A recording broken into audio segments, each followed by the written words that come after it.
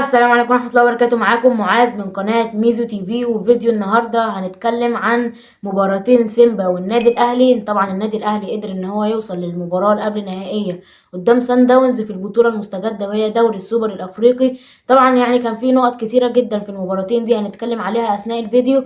فقبل ما نبدأ الفيديو ما تنساش تعمل اللايك والشير والسبسكرايب وتفعل الجرس عشان أول ما ينزل فيديو يوصلك إشعار على طول. وطبعا ما تنساش تجيب حاجة تاكلها أو تشربها، وخلونا من غير كلام كتير نخش على الفيديو.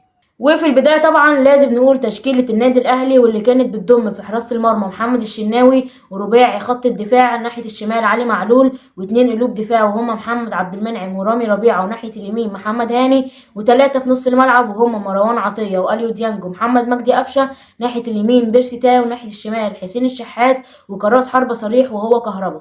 طبعا التشكيلة على الورق هي 4-3-3 أو 4-2-1-3، ولكن هي في الحقيقة أثناء المباراة كانت بتتحول ل4-2-4، وبيكون في نص الملعب مروان عطية وأليو ديانج، وبيخش محمد مجدي قفشة كراس حربة تاني جنب كهربا. والمهام دي لو انتوا فاكرين اللي كان كولر بيعملها مع حمدي فتحي أو لما بيكون إمام عاشور أساسي، هي دي نفس المهام اللي إمام عاشور بيعملها، ولكن في المباراة دي عملها مع قفشة ان هو كان بيخش كراس حربة تاني جنب كهربا عشان يكون في زيادة عددية في منطقة 18 نادي سيمبا. وطبعا المشكله اللي كانت بتقابل النادي الاهلي في مباراه سيمبا الاولى اللي خلصت بنتيجه 2-2 هي تضييع الفرص. وطبعا في الشوط الاول في المباراه الاولى قدام سيمبا يعني كان في كميه فرص ضايعه من كهربا او من تاو او حتى من رضا سليم، ولكن قدرت ان انت تخرج بنتيجه ايجابيه من على ارض سيمبا بنتيجه 2-2. ونفس المشكله دي برضو قابلتك في الشوط الاول في المباراه دي، ان انت برضو ضيعت فرص كتيره جدا. وقفشه بالمناسبه كان عامل مباراه كويسه جدا، ولكن كانت طبعا مشكله تضييع الفرص دي هي اللي كانت بتقابله في الشوط الاول. وفي الشوط الثاني بدات الفرص ان هي تقل اصلا، يعني انت بقيت تروح بس اقل شويه. وفي يعني استقبلت هدف في الدقيقه 68، وبعدين قدرت ان انت تعوض الهدف ده في الدقيقه 76، فالدنيا مشيت. لكن في المباريات اللي جايه وبالذات قدام سان داونز اللي قدر ان هو يصعد من بيترو اتلتيكو بمجموع المباراتين 2-0، الفرص دي لما تضيع هتكون يعني هتترد عليك بهجمات خطيره جدا. فانت الفرص اللي بتروح بيها لازم تخلصها، عشان قدام سان داونز مش هيجيلك فرص كتير، والفرص المحققة اللي انت هتروح بيها لازم تخلصها في الجون.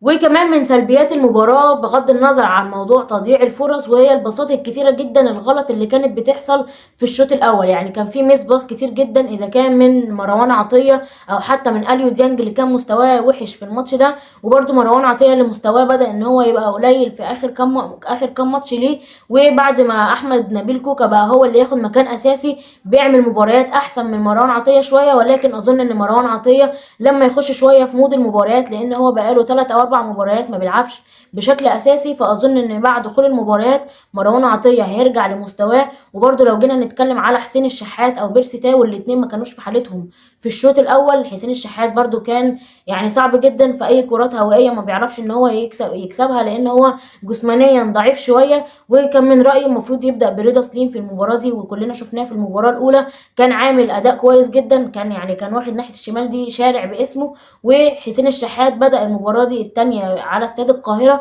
فانا كان يعني الافضل ان رضا سليم هو اللي يبدا. والفكره كمان ان كولر ما عملش اي تبديلات، يعني هو ما عملش غير تبديل واحد بنزول موديست مكان كهربا، وكان في الدقيقه 8 يعني 87 مش 78. ويعني التبديل اتاخر جدا ومفيش غير كهربا هو بس اللي اتبدل. وانا يعني اصلا من بدايه الشوط الثاني وانا بقول ان لازم رضا سليم ينزل. وانت كمان عندك بره اسامي هجوميا قويه جدا، يعني انت قاعد بره رضا سليم ومحمد الضوي كريستو وطاهر محمد طاهر وامام عاشور، وكل اللعيبه دي لو نزلت هتفيدك. وبالذات حسين الشحات كان لازم يتغير ولكن ما غيرهوش، وفي الدقيقه 87 بس هو ده التغيير الوحيد بخروج كهربا ونزول موديست. وطبعا واحدة من السلبيات برضو اللي بتحصل بسبب الهجمات الكتيرة اللي بيضيعها النادي الأهلي هي الهجمات اللي بتترد عليك. يعني انت بتضيع كتير جدا وفي المقابل بتستقبل هدف في الدقيقة 68، ولكن بتقدر ان انت تستدرج الموضوع بسرعة، وبتقدر ان انت تعوض الهدف ده في الدقيقة 76، وبتقدر ان انت تسجل هدف عن طريق كهربا، وبتخلص المباراة بنتيجة 1-1.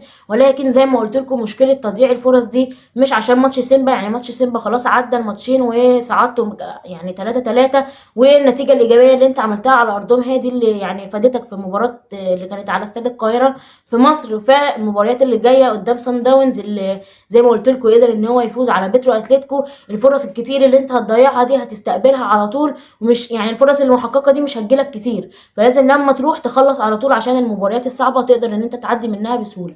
ولو جينا نتكلم عن مباراة سان داونز وبترو اتلتيكو، المباراة التانية اللي هي مباراة الاياب اللي خلصت بنتيجة ال0-0، فكان في اصلا طرد لسان داونز في الدقيقة التانية.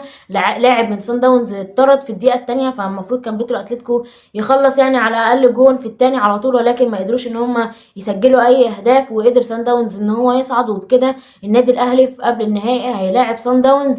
والناحية التانية لسه ما تحددتش المباريات، لسه هتكون يوم الخميس مباراة الترجي ومازيمبي. المباراة الأولى انتهت بنتيجة 1-0 للمازيمبي، والمباراة التانية الوداد وأنيمبا النيجيري برضو انتهت بنتيجة 1-0 ولكن للوداد. فالمباراتين التانيين لسه هيتلعبوا يوم الخميس، وأظن إن مازيمبي والوداد هما اللي هيصعدوا في قبل النهائي. ويعني لو حابين إن احنا نعمل حلقة توقعات بعد إن شاء الله ما يصعد النادي الأهلي قدام سان داونز، مع إن المهمة هتكون صعبة، فاكتبولي في الكومنتات. وبس كده يكون انتهى الفيديو، ونكون اتكلمنا عن مباراة الاهلي وسيمبا او مباراتين الاهلي وسيمبا، واتكلمنا كده بشكل خفيف شوية عن البطولة بشكل عام. ولو حابين ان احنا نطلع نتكلم بعد مباراة الذهاب ما بين النادي الاهلي وسان داونز، اللي بالمناسبة المباراتين هيكونوا ممتعين جدا، لان كلنا عارفين فرقة سان داونز فرقة ممتعة كده، وبتلعب تيكي تاكا، ويعني لعبهم مميز. فلو حابين ان احنا نطلع ونتكلم ونحلل مباراة الاهلي وسان داونز مباراة الذهاب، فوصلوا الفيديو ده ل 15 او 20 لايك، وان شاء الله هنزل لكم فيديو على طول. وبس كده يكون انتهى الفيديو. يا ريت لو عجبك الفيديو ما تنساش تعمل لايك الشير والسبسكرايب وتفعل الجرس عشان اول ما ينزل فيديو يوصلك اشعار على طول. وما تنسوش هدفنا وهو الوصول ل 500 سبسكرايبر قبل نهاية السنة، وقابلكم الفيديو الجاي.